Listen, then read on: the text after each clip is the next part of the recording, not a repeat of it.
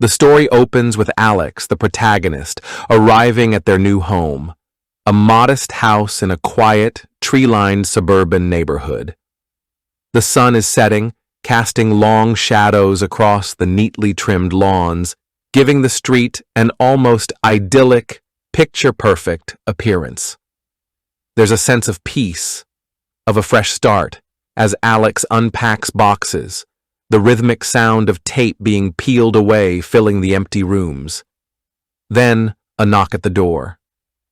Standing on the porch is Mr. Carter, the next-door neighbor, a man in his late 40s or early 50s, dressed in a pressed shirt and slacks, his smile warm and welcoming.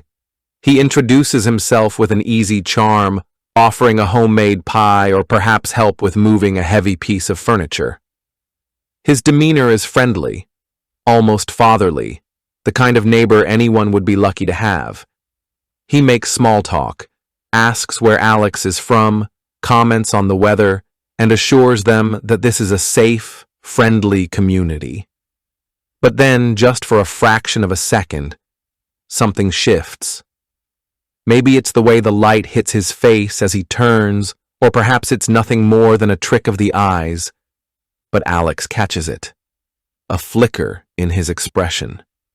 His smile doesn't quite reach his eyes, or his features seem to tighten just briefly into something colder. Then, just as quickly, it's gone. Mr. Carter is back to his affable self, laughing off any odd tension, making a joke about how moving is always stressful. Alex dismisses it. Of course they do. It's been a long day and exhaustion can play tricks on the mind. Still, as Mr. Carter walks back to his own house, Alex lingers in the doorway for a moment, watching. The neighbor's silhouette pauses at his own front door, head tilting slightly, as if sensing he's being observed. Then, without turning around, he steps inside, the door clicking shut behind him. The street is silent again, too silent. The moving truck rumbled away, leaving Alex standing alone in the driveway of their new home, the late afternoon sun stretching their shadow long across the freshly cut lawn. The house was charming, a two-story colonial with pale blue shutters and a wraparound porch, exactly the kind of place that promised peace after years of noisy apartments and restless city living. A breeze carried the scent of magnolia blossoms from the tree in the front yard, and somewhere down the street, a lawnmower hummed lazily. It was the kind of neighborhood where kids still rode bikes until dusk, and neighbors waved from their porches. Alex exhaled, rolling their shoulders to ease the tension of the long drive. They grabbed the first box labeled kitchen and headed inside, the wooden steps creaking underfoot. The house smelled of lemon-scented cleaner and the faintest hint of the previous owner's pipe tobacco, a comforting, grandfatherly aroma. They were halfway through unpacking the silverware when a knock at the door startled them. Standing on the porch was a man in his late 40s, dressed in neatly pressed khakis and a pale yellow button-down, the sleeves rolled up to his elbows. His salt and pepper hair was combed back, and his smile was wide and warm. "Welcome to the neighborhood," he said, extending a hand. "I'm Daniel Carter. Live right next door." His grip was firm, his palm slightly calloused, a man who worked with his hands, maybe gardening or woodworking. "Alex," they replied, returning the smile. "Nice to meet you." Mr. Carter held up a small basket wrapped in red checkered cloth. "Hope you like apple pie. My wife, well, ex-wife, used to say I made the best in the county." He chuckled, but there was something in the way his eyes flickered away at the mention of her, a shadow passing too quickly to name. "That's really kind of you," Alex said, accepting the basket. The pie was still warm, the scent of cinnamon and butter curling into the air. "Need any help unloading?" "I've got time." Alex hesitated. They weren't used to neighbors offering anything beyond a polite nod, But Mr. Carter's demeanor was so open, so normal, that they found themselves nodding. Actually, yeah, there's a dresser in the truck that's giving me trouble. Mr. Carter didn't just help. He took charge, lifting the heavy furniture with ease, his movements practiced and efficient. As they worked, he pointed out the best places for groceries, the quirks of the neighborhood. Old Mrs. Donnelly at the end of the street feeds the stray cats, so don't be surprised if you see a few lurking around.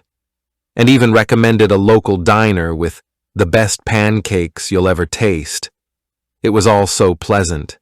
But then, as they set the dresser down in the bedroom, Alex caught it, just for a second. Mr. Carter's back was turned as he adjusted the heavy wooden frame, and in the dimming light of the room, his reflection in the dresser's mirror didn't match. His real face was focused, lips pressed in concentration, but the reflection was smiling. Wider than before. Too wide. Teeth just a little too sharp. Alex blinked. The reflection was normal again. "You okay?" Mr. Carter asked, turning. His expression was friendly, concerned even.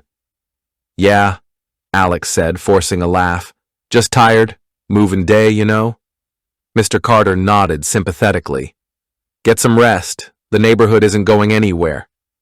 He clapped Alex on the shoulder, a casual, neighborly gesture, but his fingers lingered a beat too long, the grip tightening imperceptibly before letting go.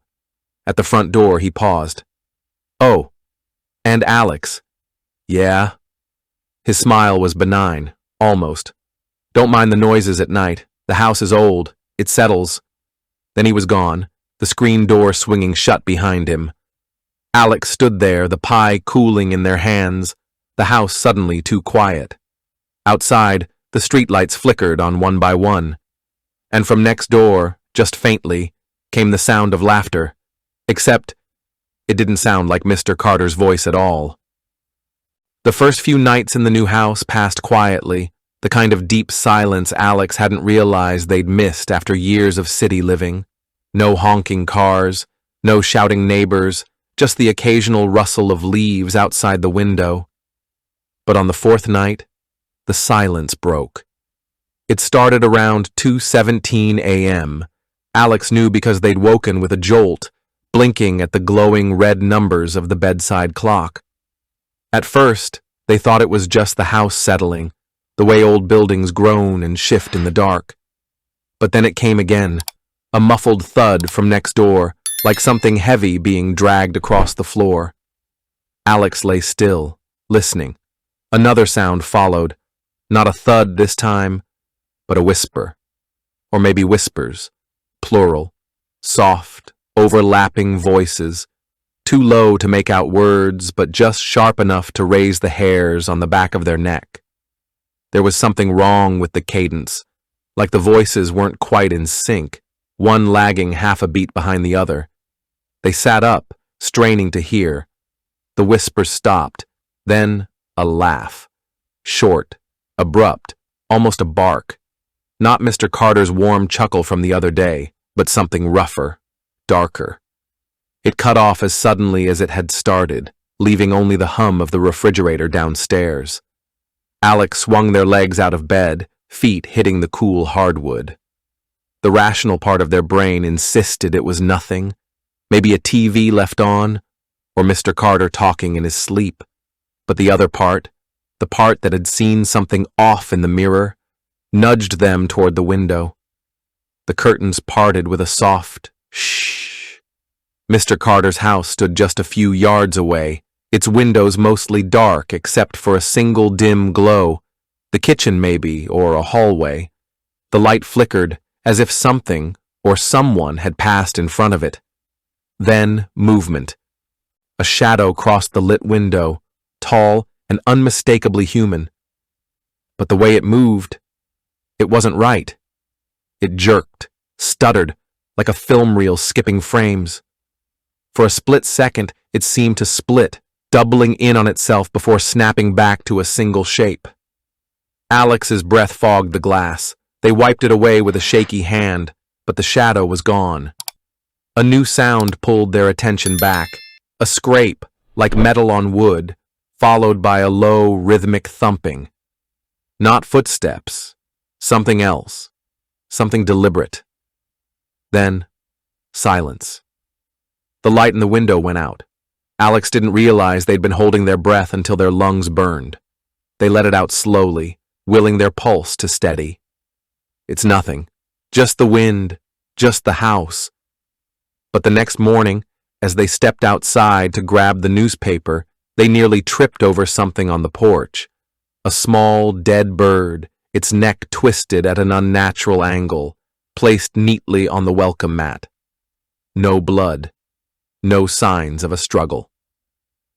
Just as Alex bent to look, the front door of Mr. Carter's house creaked open. "Morning," Mr. Carter called, stepping out with a coffee mug in hand. He was back to his usual self, friendly, polished, not a hair out of place. His eyes dropped to the bird and he frowned. Damn cats. They're always leaving presents, aren't they? Alex straightened, forcing a nod. Yeah, cats. Mr. Carter took a sip of his coffee, his gaze lingering just a second too long. "You sleep all right?" The question was innocent. Almost. "Like a rock," Alex lied. Mr. Carter smiled. "Good. That's real good." As he turned to go back inside, Alex could have sworn they heard it again. The whisper of another voice, so quiet it might have been the wind. But there was no wind. The dead bird had unsettled Alex more than they wanted to admit. They disposed of it quickly, trying to shake off the image of its tiny, broken neck, but the way Mr. Carter had looked at them, like he knew something they didn't, lingered in their mind like a stain. That evening, as Alex hammered a nail into the wall to hang a picture frame, the head of the hammer came loose, clattering to the floor. They sighed, remembering Mr. Carter's offer to borrow tools if needed. Part of them wanted to avoid another interaction with their neighbor, but the practical side won out.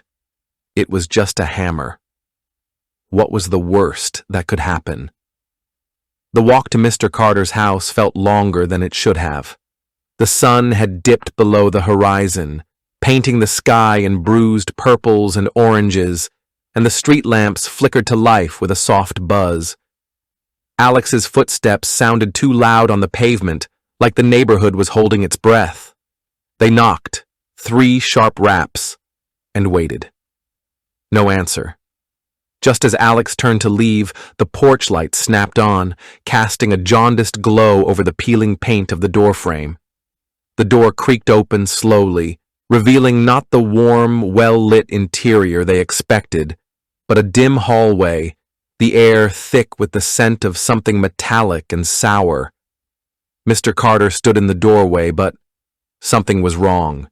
His posture was different, shoulders hunched forward like a predator ready to spring. His face, usually so carefully composed, was slack, his mouth hanging slightly open.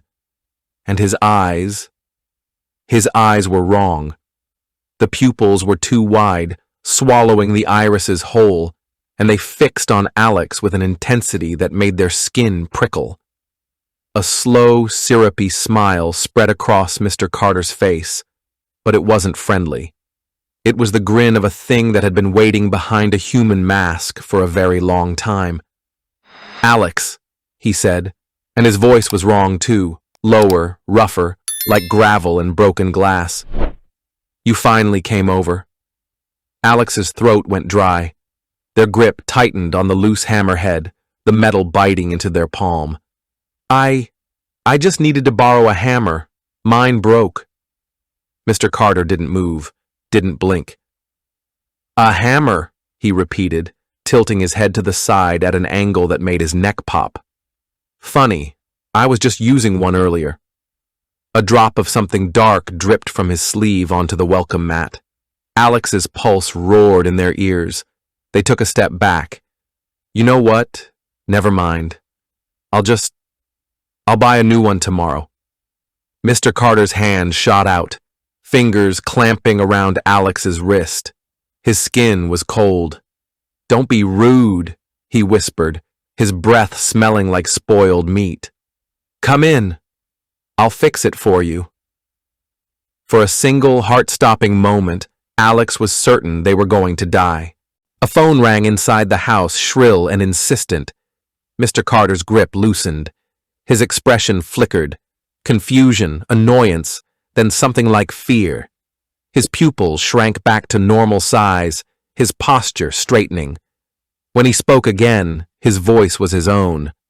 "Alex, what are you—" He looked down at his hand, still wrapped around their wrist, and yanked it back like he'd been burned. "Jesus, I'm sorry. I must have been sleepwalking again." Alex stumbled back, their legs shaky. "Sleepwalking?" Mr. Carter ran a hand through his hair, his breathing uneven. "Yeah, it's a condition. I take medication, but sometimes—" He trailed off, his gaze darting past Alex to the street, like he was looking for something. "Did I say anything weird?" Alex swallowed. You startled me, that's all." Mr. Carter exhaled, rubbing his temples. "God, I'm so embarrassed. Look, let me grab you that hammer, okay? And then I should go lie down." He disappeared into the house, leaving the door open just a crack. Alex could hear him moving around inside, talking to himself. No, not talking, arguing. Two voices. One was Mr. Carter's. The other was the thing that had answered the door. When he returned, he thrust the hammer into Alex's hands, his fingers trembling. "Here, keep it. I've got others." His smile was strained, his eyes too bright. "And Alex? Maybe knock earlier next time, huh?" Alex didn't wait for him to close the door. They turned and walked, then ran, back to their house, the weight of the hammer heavy in their hand. They didn't sleep that night, and from next door, neither did Mr. Carter. The whispers lasted until dawn. The next morning, Alex sat at their kitchen table, fingers wrapped tightly around a mug of coffee that had long gone cold. The hammer Mr. Carter had given them lay on the counter, its steel head catching the pale morning light. It looked ordinary, just a tool, nothing more, but Alex couldn't shake the feeling that it was somehow tainted. They needed answers. The local library was an old brick building with creaking floors and the scent of aged paper clinging to the air. The librarian, a silver-haired woman with sharp eyes, glanced up as Alex approached the desk. "Looking for anything in particular?" she asked, her voice hushed in the way of people who'd spent too many years among books. Alex hesitated. "I was wondering if you had any old newspapers, local ones. Maybe going back a few years?" The librarian's gaze sharpened. "Researching the neighborhood?" "Something like that." She led them to a row of microfiche machines and dusty archive boxes, pulling out a thick volume labeled Hargrove Gazette, 2010 to 2015. "Property records are over there," she said, nodding toward a shelf. "But if you're looking for stories, they'll be in here." Alex wasn't sure what they were looking for, just a hunch, a thread to pull. They started skimming headlines: Annual Harvest Festival a success, school board votes on new curriculum. Then, buried between a car dealership ad and a wedding announcement, they found it. Local man questioned in disappearance of wife. The article was brief, the details sparse. Daniel Carter, 42, was brought in for questioning after his wife, Evelyn Carter, failed to report to work for 3 consecutive days. Neighbors reported hearing raised voices from the couple's home in the weeks leading up to her disappearance. No charges were filed due to lack of evidence. Evelyn Carter, 39, has been declared legally dead after an extensive search yielded no leads. Her husband, Daniel Carter, could not be reached for comment. A chill crept down Alex's spine.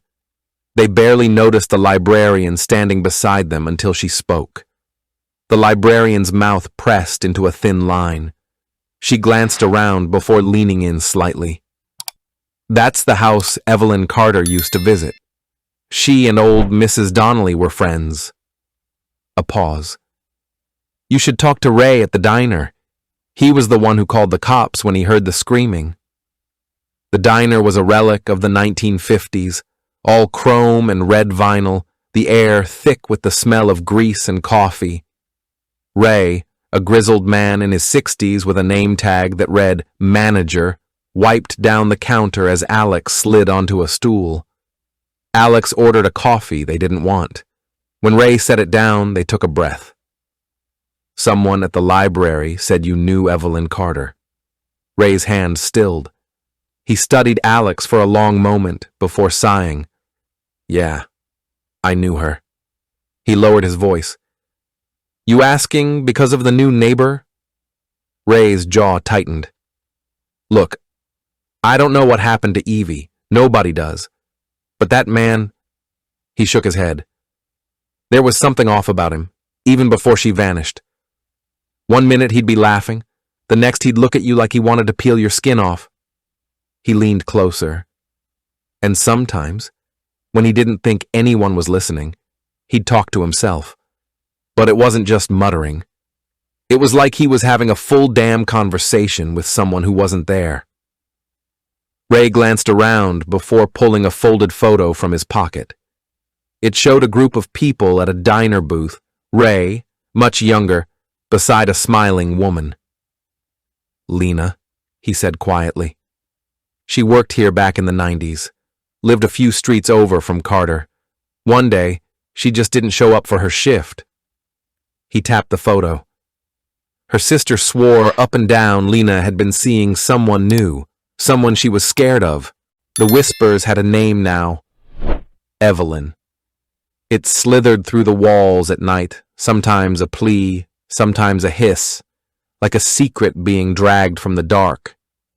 Alex couldn't ignore it anymore. They had to know what was happening in that house. The opportunity came when Mr. Carter's car was gone one evening, the driveway empty for the first time since Alex had moved in. The street was quiet, the kind of quiet that felt deliberate, as if the neighborhood itself was holding its breath. Alex didn't let themselves think too hard about what they were doing. They just moved across the lawn, up the porch steps, to the side window where the curtains never quite closed all the way. The gap was slim, but enough. The inside of Mr. Carter's house was nothing like they expected. The living room was immaculate, the furniture arranged with military precision, not a single cushion out of place. But the walls? The walls were covered in photographs. Dozens of them, maybe hundreds, pinned in chaotic clusters. Some were old, yellowed at the edges, others looked recent. And in every single one, Mr. Carter stood beside a woman. Different women, different hairstyles, different decades, but all with the same hollow smile, the same dead-eyed stare. Alex's stomach lurched. Then, movement. A shadow flickered in the hallway, and for a heart-stopping second, Alex thought Mr. Carter had come home. But no, the figure that stepped into view was him, but wrong. Same face, same clothes, but his posture was all different. Shoulders hunched, head lolling slightly to the side like a broken doll. He was humming under his breath, a tuneless off-key sound as he dragged something heavy behind him. A toolbox, number not a toolbox. A body. Alex's hand flew to their mouth, stifling a gasp. The woman's face was turned away, her dark hair fanned out like a halo, one arm limp against the floorboards. Then, the humming stopped. The Mr. Carter thing went still, his head snapping up toward the window. Alex ducked, pressing their back against the siding, pulse roaring in their ears. Had he seen them? A long, terrible silence. Then, laughter. Soft at first, then rising, bubbling up into something unhinged. "I know you're out there," the thing sang, its voice syrupy and grotesque, peeking in like a little mouse. Alex didn't wait to hear more. They ran, legs burning, not stopping until they were back inside their own house, door locked, lights off, crouched in the dark like a child hiding from a monster. It wasn't until their breathing slowed that they realized.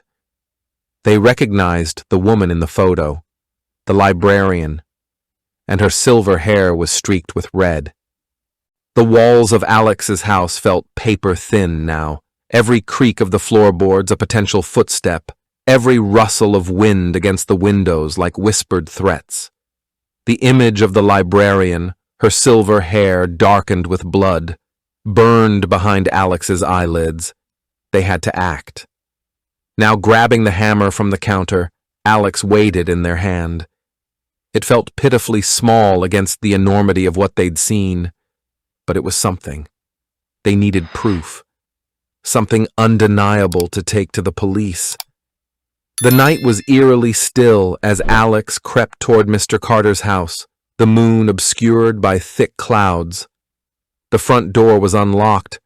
Why would he lock it when he didn't think anyone would dare enter?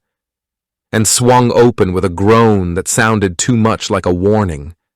The smell hit first. Copper. Rot.